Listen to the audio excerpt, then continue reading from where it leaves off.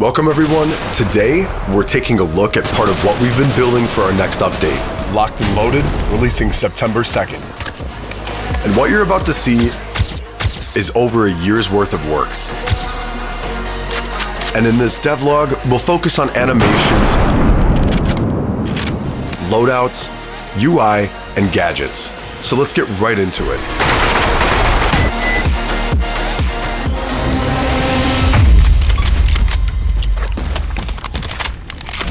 Alright, so most FPS games play animations the exact same way. Same reload, same timing, and it makes the same result no matter what's happening. But in real life, it just doesn't work like that. We asked ourselves a very simple question. What would your body actually feel in that situation? If you're calm, everything is under control. Your breathing is steady and your hands are really stable. But when things go wrong, when you're getting shot at, when you're injured, when you're just simply trying to stay alive, your hands, they start to shake. All of these elements together are here to make you feel the pressure your character is really going through.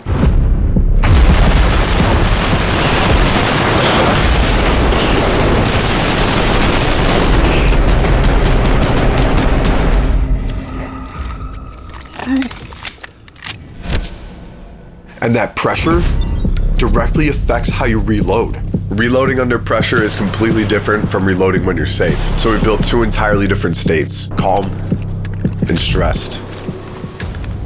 Same weapon, different behavior. And we didn't stop there. Inside of each state, we created multiple variations. Several calm reloads, several stressed reloads, different timings, different movements. So it never feels repetitive. And this philosophy doesn't only apply to magazine reloads. It applies to every single weapon. Take a shotgun. Even something as simple as inserting a shell has multiple calm variations. Under pressure, those same movements become rushed with less precision and less control. The same goes for bolt-action rifles. Loading individual rounds also has multiple calm variations. But again, under stress, your character can struggle with a round or fumble it before loading it. Even operating the bolt itself has several calm variations. Under pressure, your hand can slip on the bolt, you lose your grip, grab it again, and finally chamber the next round. The more stressed you are, the more your weapon will reflect that. The revolver presented us with a very different challenge. Most games handle it the same way. Press reload, dump every round, insert a speed loader, and you're done. One animation, no matter how many rounds you fired. So we decided to do it differently. Every possible reload has its own animation. Fire one shot, you replace one round. Fire three, you replace three. Empty the cylinder, and you're reloading all 8 rounds. Every single sequence has its own timing, its own movements, and its own duration. Because that's how a real revolver works. But it also changes the way you play. Because now for the first time, reloading a revolver isn't the same decision all the time. Replacing one round is much faster than replacing 8. So now, you better think before you reload. Every animation starts with a reference. First, our creative director Leo records the movement in real life. That reference is then sent to Tap Brandon, who then recreates the motion and brings it to life through animation. And finally, the in-game result. This has taken weeks worth of work, sometimes more than a month for one single weapon.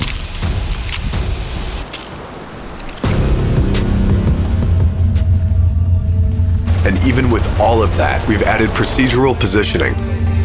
Your weapon is never held exactly the same way, slightly higher, slightly lower, slightly off center. Every reload feels unique.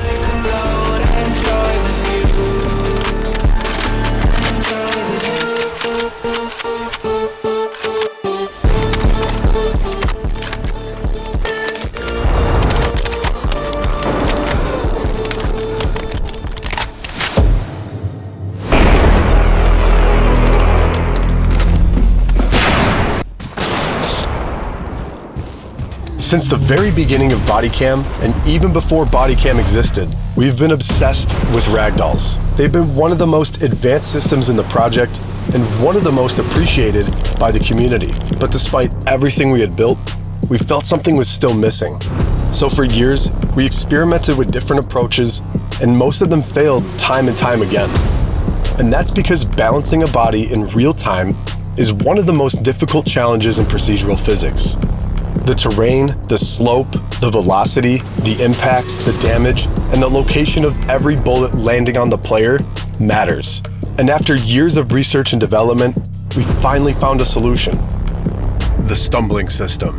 A fully procedural self-balancing system with no animations, no scripted sequences, and the character dynamically tries to stay on his feet before collapsing.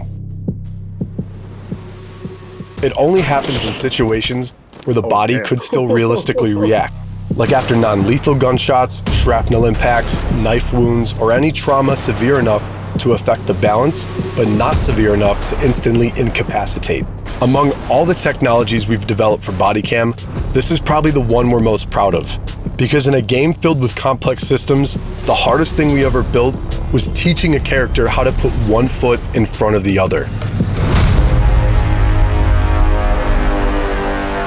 Realism in Bodycam goes beyond animations. It's also about how your body exists inside of the game. In most FPS games, your arms are locked and rigged straight to the camera, so no matter where you look, everything follows. It's like your body just doesn't really exist. So we wanted to create something closer to real life. So we built what we call the true body system.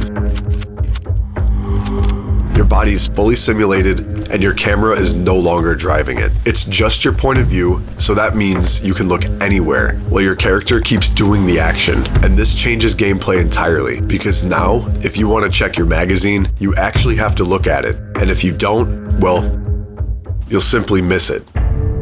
A big part of immersion comes from the fine, small details. So we studied real Bodycam footage based on how the camera moves when you walk, run, or suddenly change direction.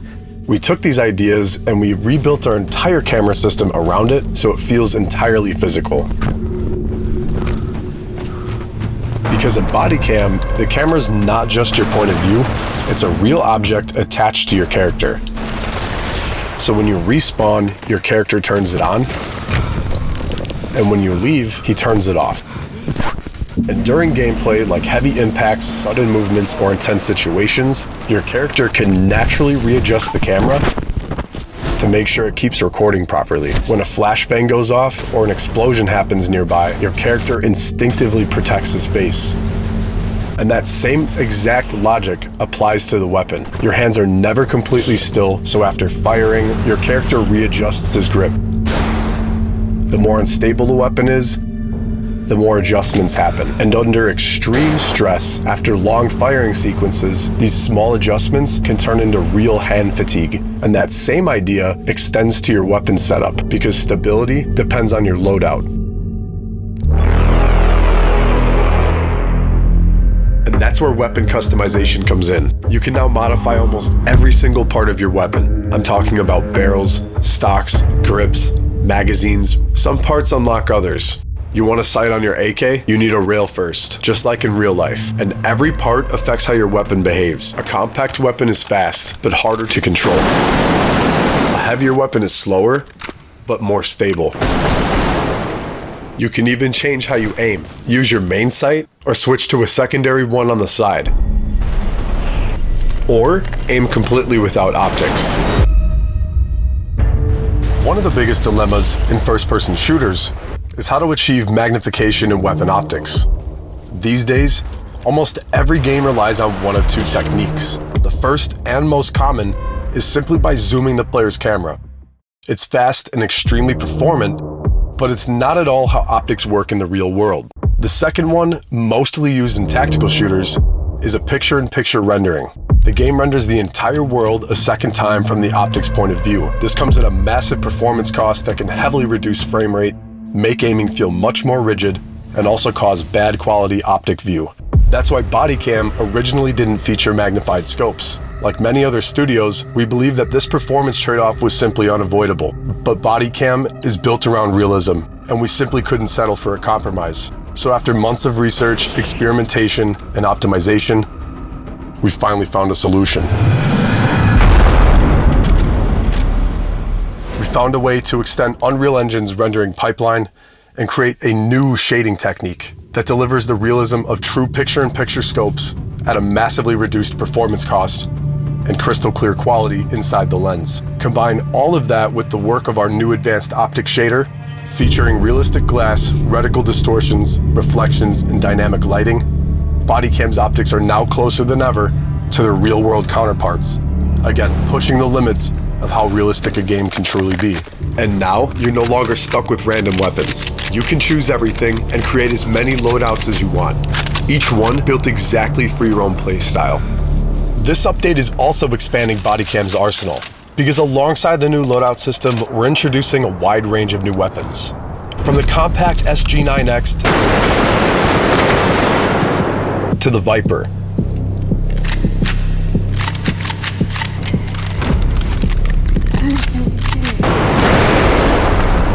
The R12 automatic shotgun, the Rivington 700 bolt-action sniper, the Draco, the CR75 pistol, and an expanded selection of grenade. And it's not just about weapons. You also have gadgets, like RC cars. They're fast, small. Use them to scout, distract, send them straight into your enemies. And now, drones. But no, I'm not talking about arcadey drones you see in other FPS games. We wanted something real.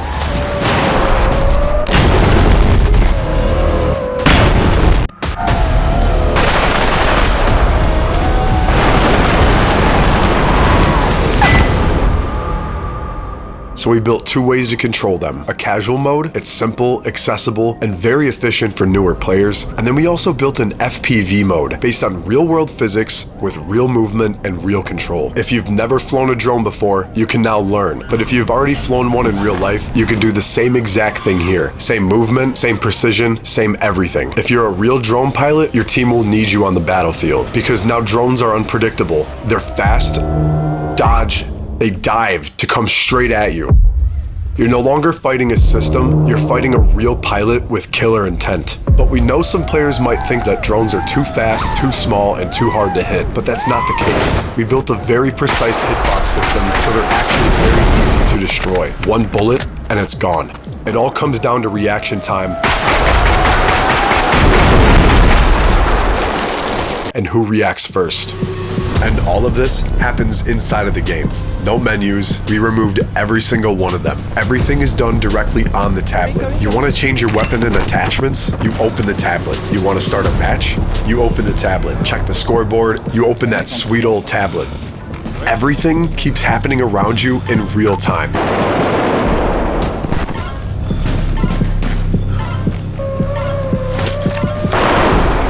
Alright, thanks for watching everyone. We hope you got a glimpse of our vision and the work behind it. This is just one part of the update, and next week I'll dive into our sound design. I'm talking about a full rework with gunshots. Oh shit, I'm down.